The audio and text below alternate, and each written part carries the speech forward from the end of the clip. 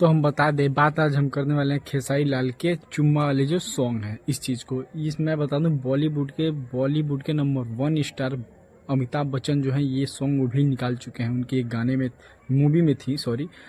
इसी गाने को जो है 3 दिन पहले जो खेसारी पवन सिंह भी एक गाना रिलीज किया, चुम्मा चुम्मा।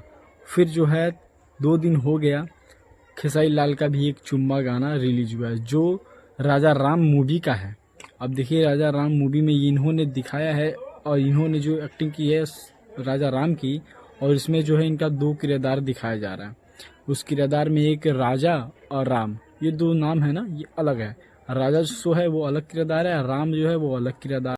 तो भैया मैं बता दूं, अभी तक हमारे चैनल का अगर आप सब्सक्राइब नहीं किया तो चैनल को सब्सक्राइब कर लें, क्योंकि पवन सिंह, बॉलीवुड और खेसारी लाल से रिलेटेड यहाँ पे न्यूज आपको मिलती रहती है। खबरें पहले ही मिलेंगी आप लोगों को।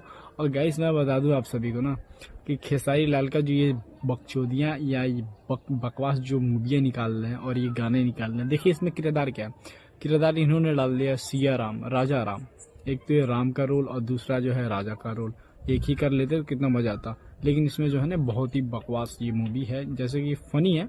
अब देखना ये है कि मूवी रिलीज होने के बाद ये क्या ही सीन होता है, क्या नहीं होता है। तो चलिए फिर मिलता है आप लोगों से अगले वीडियो में। बाकी जो है देखिए आप लोग क्या ही सीन होता है।